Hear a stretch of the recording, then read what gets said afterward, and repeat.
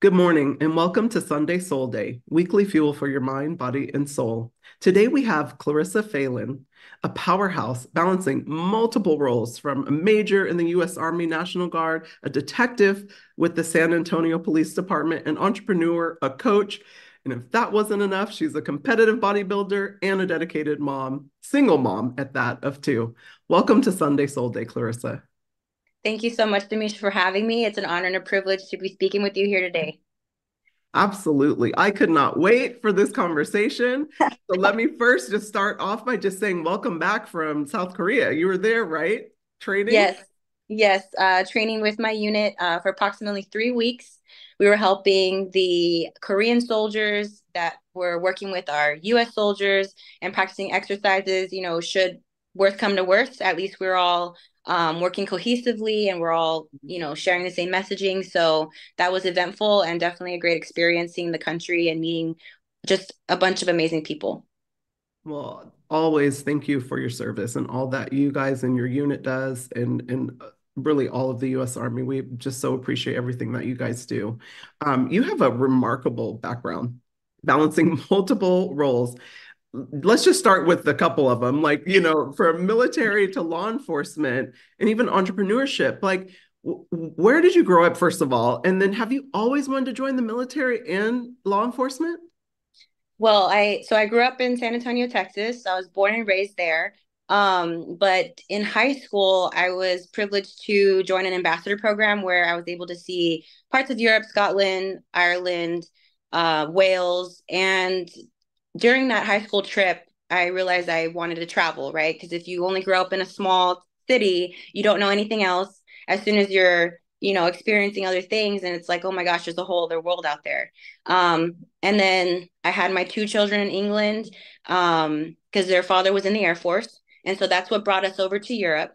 And I was introduced to the military lifestyle. So I didn't always want to be in the military. It wasn't really an option, right? Your family, well, my family, I won't say your family. My family was like, you're going to be a doctor, a lawyer, a veterinarian, something of that sort. Something successful, right? Quote unquote. But I was introduced to the military and I was like, you know what? I can do this. I love the camaraderie growing up as an athlete, being part of a team. I saw that a lot of the military units are very similar to that. You're part of a team and you're working towards a common goal. And so a few years later, I applied to commission in the U.S. Army, and here I am, 10 years later, major in the U.S. military. Wow. And how did you transition into law enforcement? So another reason for joining the military was to attempt to pay for law school. So, you know, the pressures that your family puts on you from a young child, being a lawyer was what they dreamed for me. And so in my head, I had to become a lawyer, but how am I going to pay for it? Right. So during that process, I was also going through a separation, a divorce. So I wanted to figure out a way to finance law school. One of those ways was the military was going to pay for my schooling, but National Guard is only part time. So I needed a full time solution to pay for law school. And so that led me down an avenue of law enforcement. I saw a billboard, there's a female on the billboard. I felt as though it was a calling. And so going through those steps of the application process, I was like, if I get through this step, it's meant to be. If I get through this step, it's meant to be. And here we are, 8 years later for law enforcement and now a detective. And I life is funny that way, right? You never, the plan that you set out sometimes doesn't come to fruition because down one path there's like all these other different roads that you just never knew were possible because you only know what you know. Initially I was like, I'm paying for law school, and then I just came to fall in love with the service and helping people, and then on the law enforcement side, still service but helping people in crisis, right? Their most vulnerable times, or the times that they, sometimes are having the worst time, that's when you're there for them. So I just really fell in love with that. And here we are. Wow. Thank you so much for sharing. And that it's so interesting. Like when we set out to do one thing or we're set on, maybe paying for law school, then all of these other opportunities, because you're doing the work, present themselves. And so I love that you kind of listened, and also that there was a billboard of a woman, and that's amazing. And so I love that. How do you manage these diverse roles? Because you're doing both. And so I know when we talked, you were talking about how you drive, like, for so many hours in a day. And, Yes. I would love to just, share with our audience a little bit more about like how do you manage these diverse roles and kind of what drives you to excel in them? So I'll say managing the diverse roles doesn't equate to doing them all 100% well. Mhm. I just want, everybody listening to know, we are fed through society that, find somebody that can do it all, or you can do it all. And you can most definitely do it all, but just know that it's going to tax on your rest, your mental health, you're going to have to prioritize and time management, and know that you're not going to do everything 100%. With the roles that we've just listed, there's the military, law enforcement, motherhood, physically, making time for my physical abilities. And so rest is gonna suffer a little bit from that. And so you just have to accept that you're not gonna do everything 100%. So it's what is important at that moment in time. So Mhm. how I manage that is prioritizing. Do I have drill this weekend? I'm a commander in Austin. So I'm gonna have to drive 2 hours there, have a 8 to 12 hour day, drive 2 hours back because I have to, feed the animals or have my children that weekend. And so it's just taking everything step by step. In law enforcement, we have a saying, it's, how do you eat a shit sandwich? And pardon my French, right? No, I love. But it's one bite at a time. So you prioritize what is important in that moment. You take Mhm. care of what is important in that moment. Maybe I'm in a meeting and my kids call and say, they need a ride, or, something fell through, they're hungry. And then I have to immediately transition from my meeting. Hold on. Motherhood is my first priority. This is the reason I'm working. Let me step out for a couple of minutes, take care of that. Okay, now I'm back to commander mode. Mhm. So it's just realizing that not everything is going to be perfect. And so relieving yourself of that expectation of perfection, Mhm. and those different roles you're going to be giving anywhere from 50 to maybe 100% in that moment. But just know that your hats are going to need to change and shift throughout that time frame.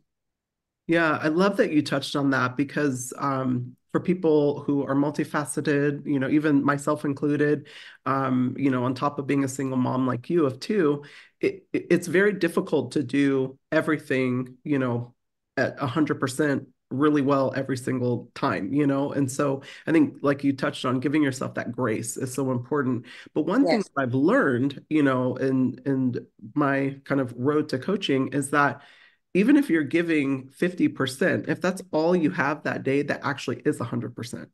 And Yes. so that's a little key that I picked up and I really needed to, help with that reframe because, sometimes we're so hard on ourselves. We're like, I'm not giving it my all or I'm not accomplishing everything in, in a day. There's only 24 hours. But at the same time, if you only have 50% and that's what you got and you're giving it that's 100. So love that you touched on that. And you even touched on like areas of your life that kind of suffer, in that. So I love that you kind of shared that as well. Are there any other areas of your life besides kind of your own, wellness and taking care of yourself that kind of suffer? Like when you're driving 2 hours every day? Oh, well, most definitely the rest, but I would say the self-care aspect, I've Mhm. had to learn that I need that. And it's okay to need that, to want that, because you deserve that. You're working so hard. And growing up in a Hispanic, mixed culture household, it was always about the family, about your siblings, about what your parents wanted. I guess I would say I was mostly a people pleaser. I was the oldest daughter in my family. And so I'm taking care of my younger siblings. I'm wanting to do everything right for my parents, straight A student, multiple sports, clubs, everything. But I didn't realize that while that brought out a lot of great qualities that transcended into adulthood, I also never learned how to prioritize myself. Yeah. That's something I definitely changed with my children. And like I said, pros and cons to that. But I didn't realize until my early 30s that wow, I'm exhausted. So I need to schedule my rest time. I need to schedule a massage. I need to, listen to my body. Because also in my trainings, military and law enforcement, if you quit, you die. That's that's the training. If you're in a gunfight, or if you're, trying to somebody's trying to take your life, if you quit, that's it. Go dig your grave. For a long time I struggled with, I'm not going to quit. And being relentless is a beautiful thing, but also understanding that your body does, for longevity purposes, you do need to rest and you do need to prioritize yourself. So setting those boundaries, I've gotten a lot better. And actually bodybuilding is what assisted me with that, because that was the first time that I said, for these 5 months, I'm focusing on myself. So that way, when I'm on stage, I know that I brought the best package and I have to rest. My stress levels have to go down. Otherwise, my body's not going to respond to this training properly. Wow. Oh my gosh, you said such a mouthful when you're like, if I quit, I die. Like that is, it's so interesting. I've never been in, law enforcement or the military. And I always grown up with that mentality, like just do it, do it, do it. And it's great in a lot of ways, but Mm-hmm. also does you a lot of disservice, especially when you're trying to balance a lot of different roles. So Right. thank you so much for touching on that. I'm so curious because you're a woman in these positions. Like, what has that been like, as a female, in law enforcement as well as the military? Like, what is that like? What's your experience been like?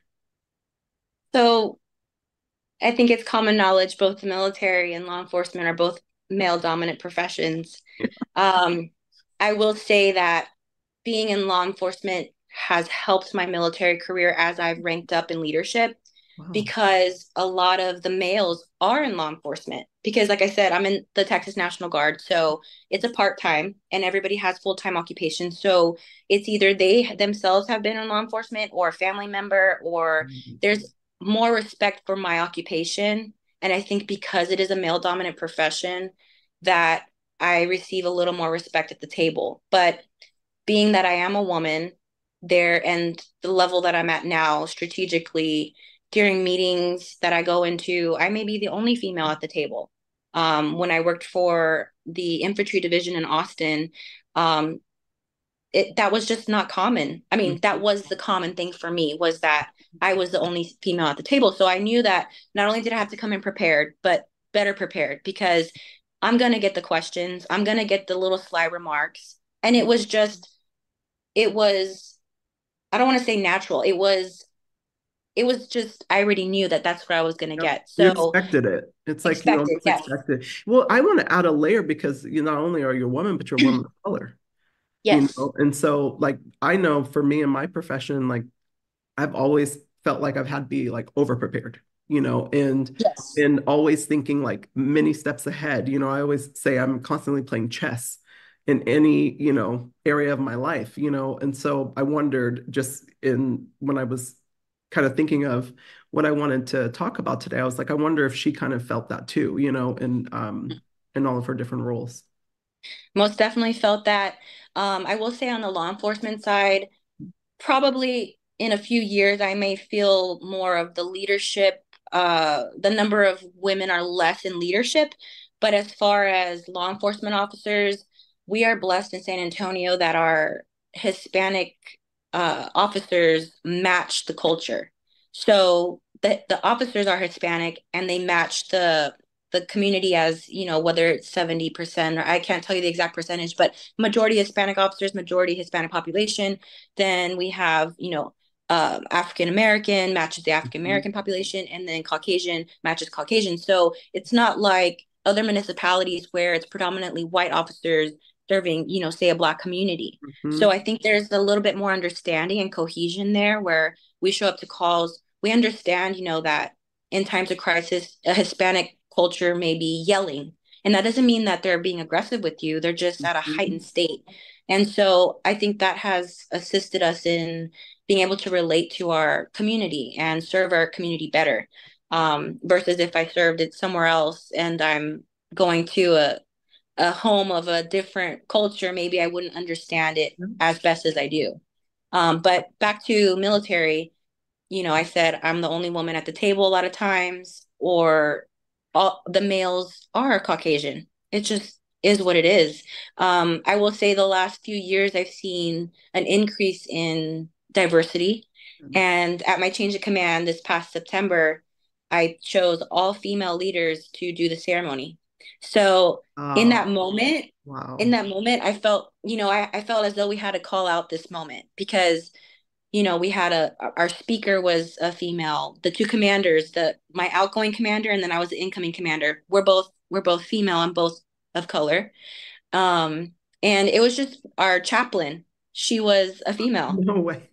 So it was just a beautiful, I wish I could send you a picture of it, but So it sounds beautiful. So thank you so much for sharing. And I didn't realize that, like I knew the numbers were limited, but didn't realize like how limited they were. And you are so right about officers serving in their communities that are, similar to their upbringing. And I wish more more states took on that same approach. Because I think it's so important to be able to relate to the community that you're serving, while learning about other communities as well and being open to that. Um, right. but in crisis mode, you're so right. I'm amazed that they're doing that because that's not heard of in a lot of other states, which I'm sure you already know. So, um, wow. Man, we could talk about this forever, but I like one thing I'm curious about is like in your roles, right? Like how do you experience how does your experience in the military kind of inform your approach in law enforcement and vice versa? So I think the biggest skill that I've learned from the military that I have implemented in law enforcement was that of leadership. So, as a military leader, you come in, and the first year, 2 years of training, there are leadership blocks on leadership blocks that you're gonna learn, you're gonna brief, you're gonna implement, you're gonna be in charge of a team, and that then transposes to now you're in charge of soldiers' lives because you're going to send them out to battle. You're going to send them out on whatever order that you give them. They are looking to you for whatever the mission is to go complete it. So they have to trust you with their lives. Their parents have to trust you with their lives. So I took that leadership and along with my experiences, because I came into law enforcement a little bit older than the rest of my class. I was already a mom. I already had my degree. I already had military experience. So all those life experiences really helped me in law enforcement because the majority of law enforcement is really personable skills. Being able to communicate with someone and bring them down from crisis mode to help them problem solve in the best way that you can with that 30 minutes or an hour that you're with them. So that leadership really transposed into law enforcement, and that's something very new for law enforcement, I'll say. You would think that as a law enforcement officer, you're a leader in the community. So you would think that leadership would be part of that, baseline foundation. Baseline. Yes. It's not. Whoa. It's not. So, that's what really interested me and brought me into wanting to coach and wanting to Yeah. transpose these leadership skills that I've learned in the military to, law enforcement, to civilians. But what I've implemented in the military from law enforcement is being able to decision making, um, the best decisions I could make in the moment of time with the information that I've had. Mhm. So you don't have all day to contemplate what you're going to do in that moment. It is, these are the facts. This is what I'm given. Maybe you only heard one side of the story, but with that information, you have to make a decision because before you leave that call, there has to be a solution, right? Because you're there to bring peace, not and to make sure there aren't any more breaches of peace once you leave, at least for that day while you're on shift. So I've implemented that into the military because the military is very slow and methodical, and there are benefits to both, right? But sometimes you can't sit on a decision for days or weeks. Maybe somebody's career is waiting on your decision. So I've tried to implement that with my teams. I've tried to implement that with my unit. We're not going to wait on this. We're going to make a decision. These are the reasons why.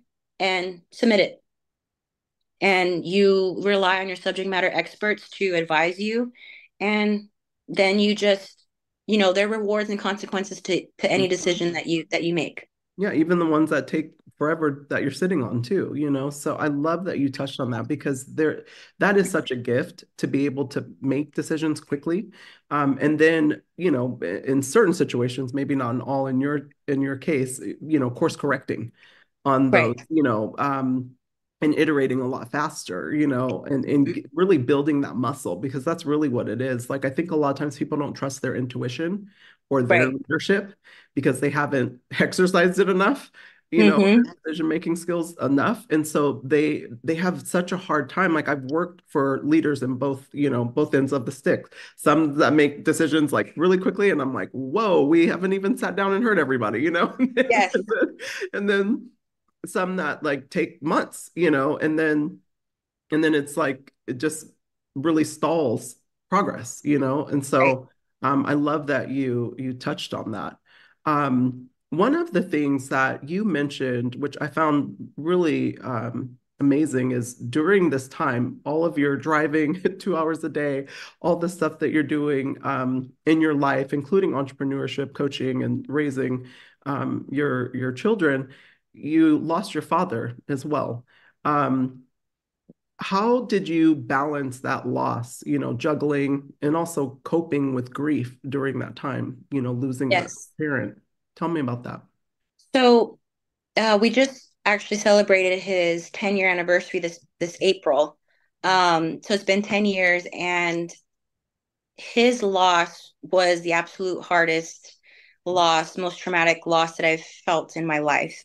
Dealing with this has been, a decade of coping, of healing, of figuring out things within myself of how I deal with things as well, and really looking introspectively as far as why do I react this way and why do I, maybe suppress feelings or um, just really delving deep into that, and has driven me to a process of growth and really patience with myself, that it's okay to feel, it's okay to miss him.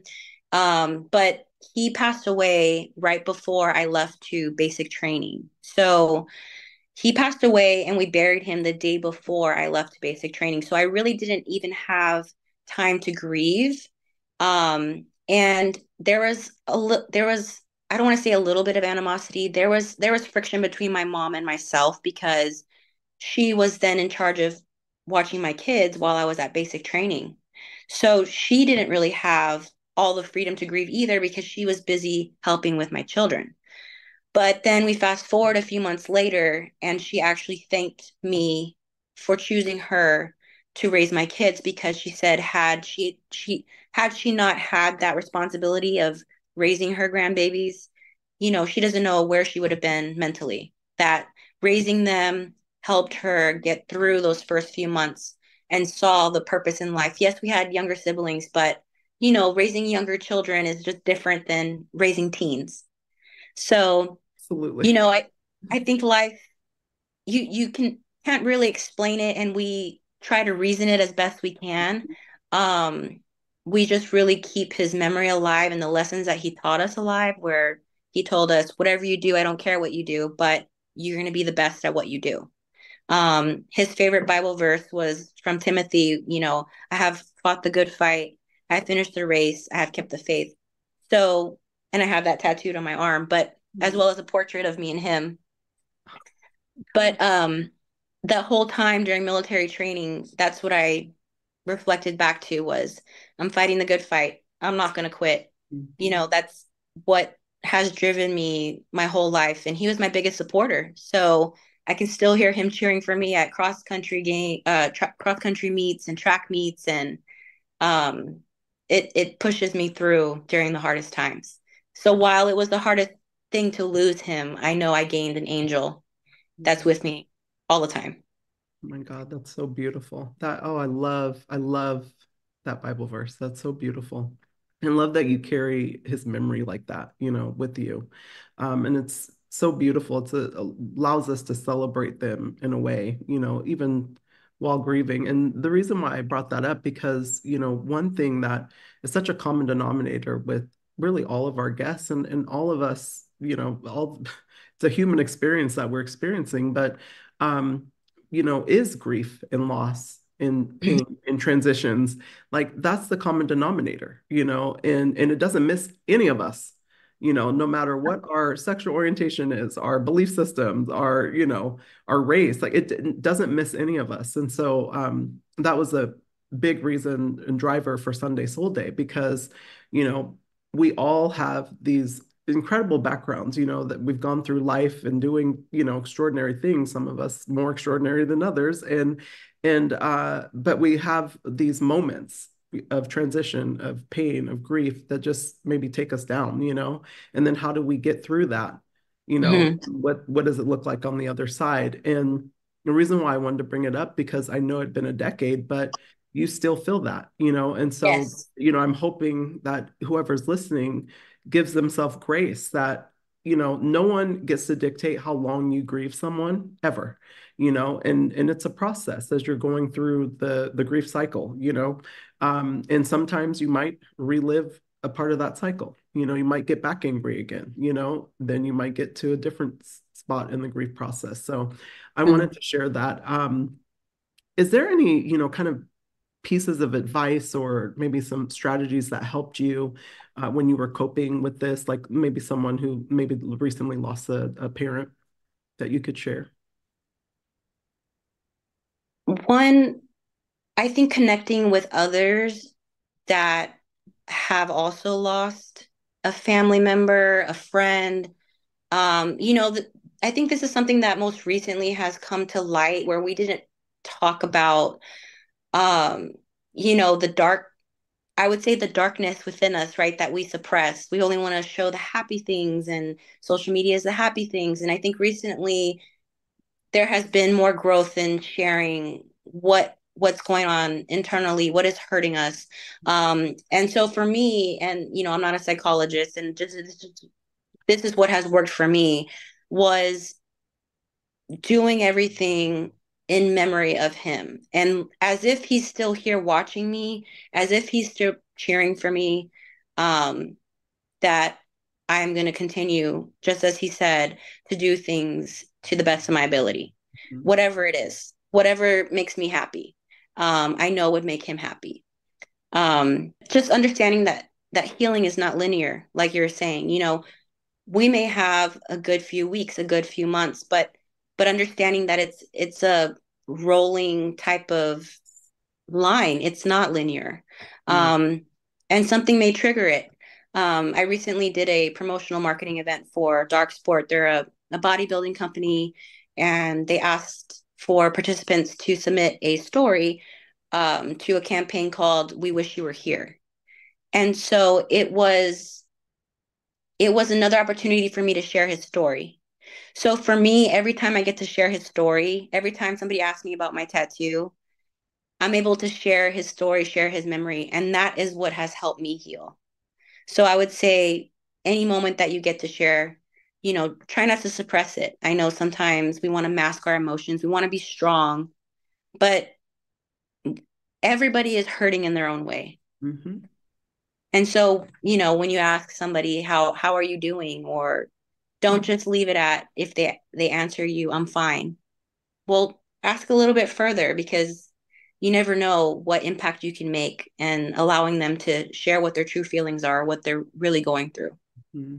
Yeah, and I love that you touched on that, because I think too, like generationally, and maybe Hmm. you experience this with like your mom, like in our generation and younger, we're a lot more, and I think social media has helped with this, because we've gotten a lot more imprints and, and visuals of people, kind of showing not just the light and the happy, but also like the sadness and the darkness, as you shared. Right. But generationally, people like my parents, maybe your mom, they're not as comfortable sharing Right. their darker side. And for me, I just call that vulnerability. It's like Hmm. they're not comfortable with vulnerability. And so I think as much as you can peel those layers back, within yourself first, and then, helping others do the same is definitely key. And so like during softball, I remember, if you slid and you got a really bad cherry on your leg, right? The only way to clean out that wound was to get all that sand out, and if it was infected under the scab, you had to take that scab off so that way it could heal from the inside out. Mhm. So if you're just putting band-aids over scabs that aren't healed, that's only going to slow down the healing process. Let that wound breathe, let it come out and let it clean, heal clean from inside out. And Mhm. I think we'd be better for it. Yeah, it's a And beautiful analogy, by the way. Love that. and we'd be surprised at who has gone through a similar thing and maybe has needed someone to share that with. Yeah. Mhm. Absolutely. And that's why sharing our stories is so important and powerful because we don't know like how it will resonate and who it will resonate with, and how your journey and, some of the gems that you kind of dropped today or, wisdom nuggets, like, Yes. it's like you never know how that's going to impact someone else and really be a beacon of light for them. So thank you so much for sharing. Transitioning a little bit because you also are an entrepreneur and you ventured into various endeavors, including owning an Airbnb and building a leadership mindset coaching consulting business. Like, tell me a little bit more about that. How do you leverage your diverse skill set and experiences to kind of exceed in these areas? So Airbnb during COVID, I just everyone kind of transitioned from hotels to wanting to stay in their own space, wanting to bring their animals, there are fur babies with them. So I ended up having two Airbnbs. Now we're just down to one, but I enjoy learning new things. I love jumping into something and researching it and just having a newfound passion. I found that, if sometimes you don't have any change in your life, then it's not, I wouldn't say as thrilling as it could be, but I crave that excitement. And maybe that's, I'm an adrenaline junkie. That's why I'm also a law enforcement officer. But I As if need you some, weren't doing enough, but yeah. like, I have 2 minutes of spare time. Let me just open an Airbnb real quick. But what the enjoyment that I found from Airbnb was that, you know, you create this home space and then you have guests that come in. And I really enjoyed them reviewing the home and hearing what they loved about it, what they didn't love about it, because we only know what we know. So my cozy space may not be somebody else's.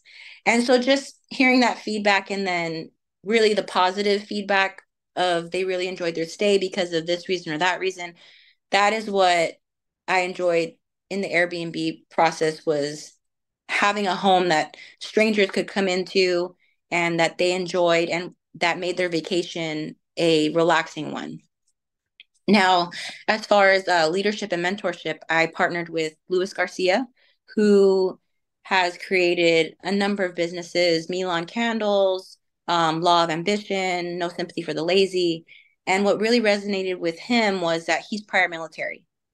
So, I've seen him speak, I've heard him speak. I've gone to their leadership weekend retreats, and I need somebody that's hard on me. That's how I receive things best. Is just the truth, the blunt truth, the ugly truth. And he really pushes you in those leadership retreats to bring your best. Bring your best, time management. Again, no sympathy for the lazy. No one's going to feel sorry for you if you're lazy. Why are you here if you're lazy? You know, um, to be an entrepreneur, you are your boss. So who's going to be telling you that you need to do this by this time or this date? You're your own manager.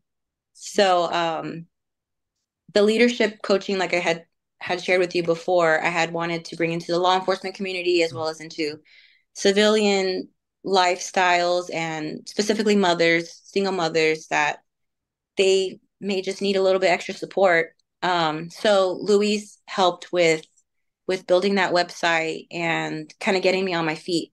So we just got together our 28-day challenge. It's a free challenge that anybody can go to the website and click on. and it's to build and test your resiliency. So, to build resiliency, we need to have trust within ourselves that we're going to show up every day.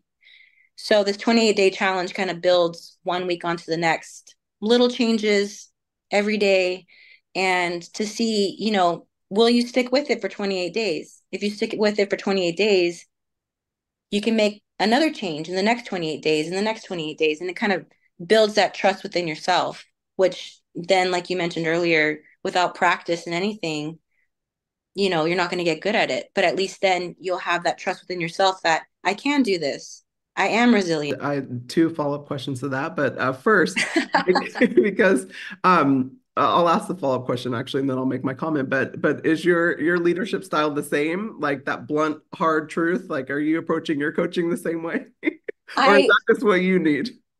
I think that's just what I need. Okay. I feel as though in this point in my life, maybe in my 20s, I was a little more aggressive, a little more, I guess, stern, you would say. Hmm. But now, even in law enforcement, when I go to calls, I just take a more calm, patient approach to things. Because if somebody wants to do something, they're going to do it. Period. Yep. Whether, and I really hone in on discipline, right? Because Hmm. motivation is a feeling.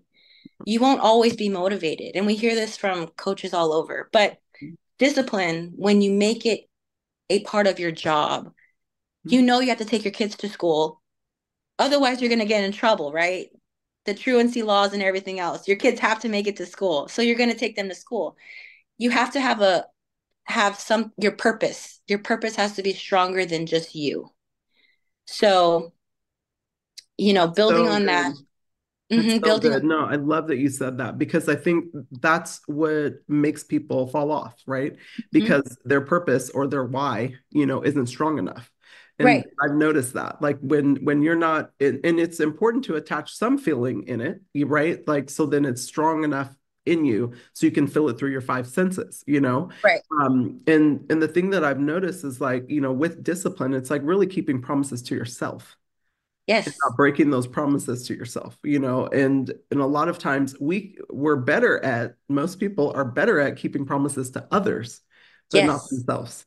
And so yeah, I love that you touched on that.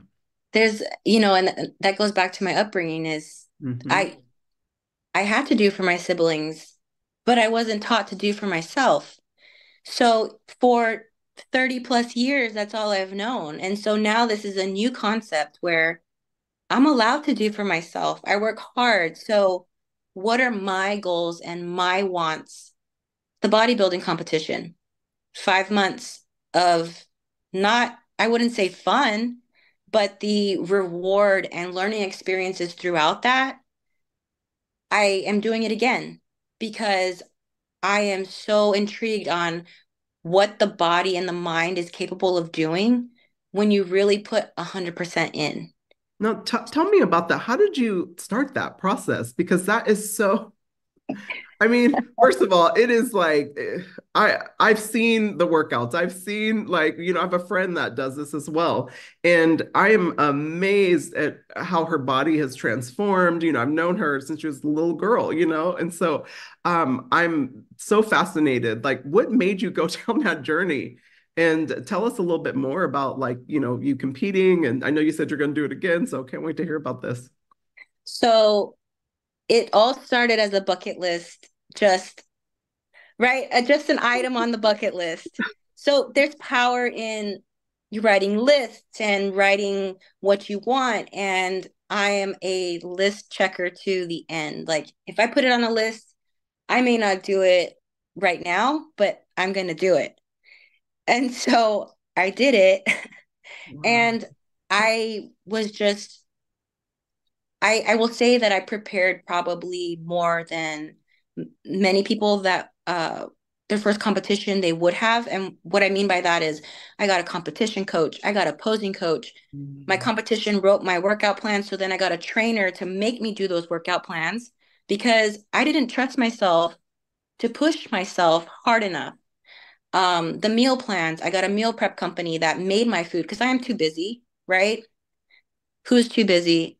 Nobody. But I knew if my meals were delivered to my door, I had no excuse. eat the meals. You're not even doing dishes, you know?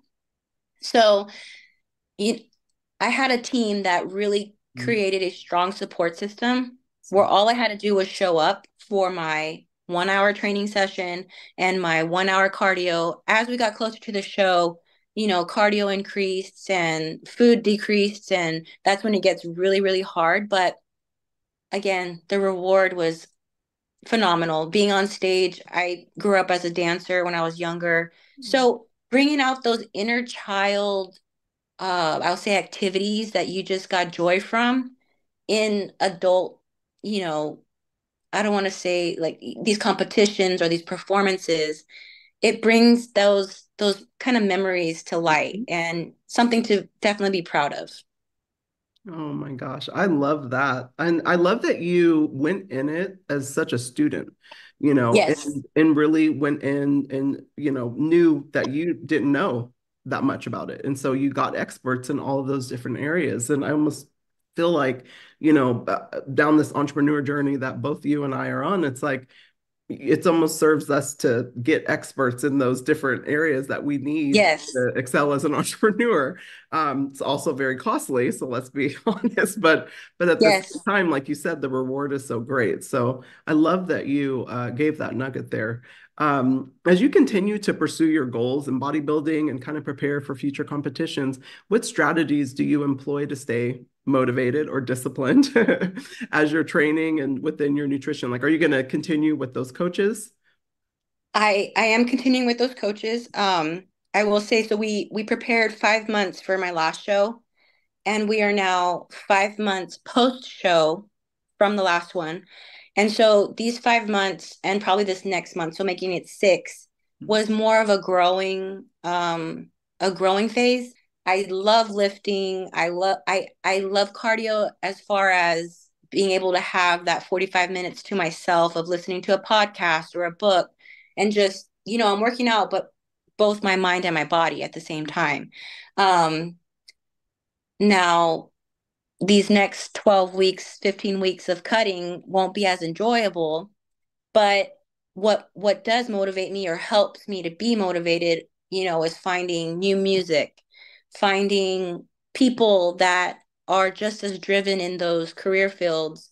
It doesn't even have to be bodybuilding, but I'll watch, their stories or their messaging while I'm doing cardio, and seeing other like-minded people helps me to stay on track. Um, and then also reflecting back on, I want to beat my previous. I want to come back better, like more muscular. When I shred down, I want to see an extra 10 pounds of muscle because I've been working longer. So therefore, I should have been working harder as well. And if I wasn't, then, I need to reflect back within myself. The harder I work, the more I'll have to show for it. And if when I shred down, there's not as much as I thought, then I really wasn't working as hard as I thought. So Well, and that's the that's really thing with mhm, bodybuilding, I almost feel like you can't hide. It's like you can't right. like fake it. Like in some workouts, even some, some sports, you can kind of fake it, but that's Hmm. one that you can't, like it shows at the end, like just how much went in and if you were truly disciplined. So, wow. I am like so fascinated by that world. I have an uncle who did it, Hmm. and I look back at his pictures, and I mean, you talk about shredded. I'm like, he didn't even look human. I'm like, he had not an ounce of fat on him, and just his mindset during that time, he was so disciplined. Former football player, incredible athlete, and then did that, and so a lot of those skills that he learned translated very nicely. But yeah, so shout out to Uncle Curtis. And what I'll say to add to that too is my kids were able to see the whole process. Wow. They were able to see, oh, we're getting ready for school. Mom's on the treadmill for 45 minutes. Oh, it's Thanksgiving. No, grandma, mom can't eat that, even though grandma's pressuring. Mom can't eat that. She has a competition in like 8 or 10 days. Like they were there as my little backup, bears, telling grandma no, telling everybody, mom already ate her meal prep. And then they were there at the show. And afterwards, they're just like, we're so proud of you. And Yeah. now they take it upon themselves. Like, would I prefer them to run outside? Probably. But would I prefer that they run at all? Yes. So they're there on the treadmill. I don't tell them anything.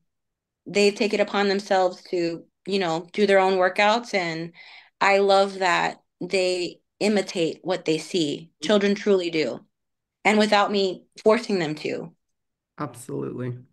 So well said. And I think I love that you mentioned that because a lot of times parents have their rules that they're Mm-hmm. constantly trying to instill in children, but they're not living those same rules themselves. So their kids don't get those, I call them imprints, it's like it's Right. those really good imprints that, like my kids see that I love to work. So, I also show them I love making mistakes, and that I'm Right. gonna make mistakes. So then I want them to embrace the fact that they're gonna make mistakes, and like celebrate it. It's okay. Like that's where we can learn, Right. So and there's so many other things, but I love that you touched on that because it's so important. And I'm sure your girls, I'm not just seeing you do that, but everything that you're doing and the discipline and the leadership and how you're showing up and then also getting better, Right. like as you learn more, so I'm sure they're seeing all of that too. Well, and what's also a little funny is that, I grew up giving to my siblings. There was no free time for me. If we have a weekend planned of whatever activities, my kids' questions are, well, when is there time for me, for my self-care?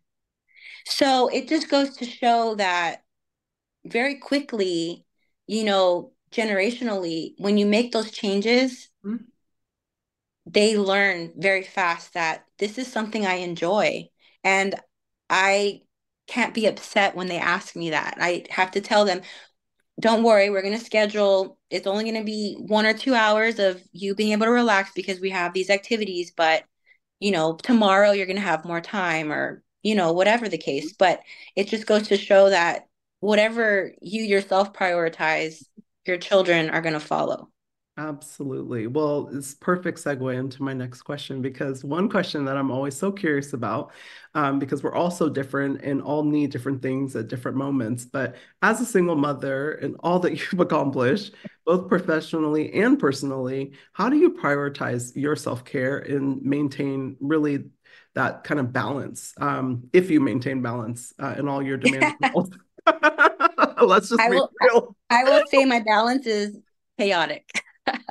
Yep. Um, but that for self-care, I really have to set appointments for myself. So, I set appointments for, I have my work shift and then I have my training and then I have when I have to eat and everything is so regimented. There's not a whole lot of leeway to just, oh, let me just go get a pedicure. Let me just get a manicure massage or go to the chiropractor. Unless it's a medical emergency, it's not normally spontaneous. Um, so I have to set appointments for myself, even naps, because we're not machines and we're getting older. I know. And I know my energy levels sometimes are just gonna, if I have say a 16-hour work day this day, and then the next day I have to get up in 4 hours to do another 8-hour shift, because law enforcement, pulling security, it just depends on events in the city, etc. We just had fiesta.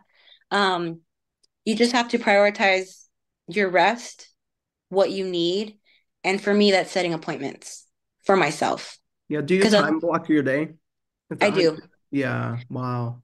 Yeah, and in those, moments like because you said you don't really have time for massages and all of that. But do you, a part of your self-care routine, like do you have like rituals that you do daily no matter what, like your non-negotiables? My non negotiables are before I go to bed, I write out everything, and usually it'll be throughout the day type of process, but I at least review before I go to bed. Tomorrow or the next 48 hours, I have these things I need to get done that are a must. And then I have the things that I would like to get done if there's, say, a little bit extra time. And then, what my workday looks like. And sometimes those items are within the workday. So I'm double dipping, or, I'm having to have military calls while I'm on my law enforcement. And my supervisors are amazing. They work with me, if I have to take a 30-minute hour call. So I've been blessed in that way, but really prioritizing and time management. So the non-negotiables will be prior to bed, I'm reviewing what we're doing the next day, the next 48 hours. And of course, things are going to change. Things are going to get taken out, added in, just depending. Who's picking up my kids if I'm going to be working during that time? What are they eating? All those things too. So it's not just me. It's what am I, who's taking care of my kids if I'm not there?